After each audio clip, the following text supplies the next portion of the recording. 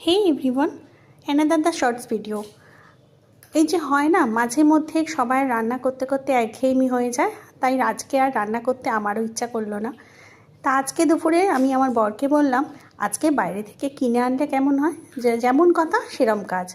তাই দেখুন আজকে কত কিছু কিনে এনেছে বাইরে থেকে। এই যে এখানে আছে সাদা ভাত, এখানে আছে পেঁয়াজ রসুন দিয়ে ফোড়ন দিয়ে মুসুরির ডাল, এখানে আছে পেঁয়াজকলি আলু টমেটো দিয়ে একটা ভাজি টাইপের, এখানে আছে আলু ভাজি যেটা আমি করেছি, আগের দিনের ছিল, এখানে আছে একটুখানি চাল কুমড়ো আর চিংড়ি, এটাও আগের দিনের ছিল।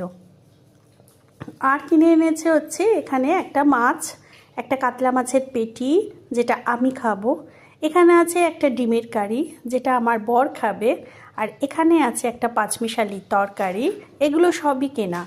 আর আছে হচ্ছে চিকেন কষা, লাল লাল চিকেনের কষা, আর আছে স্যালাড। আজকে দুপুরের মেনু এখানেই। কেমন লাগলো ভিডিওটা?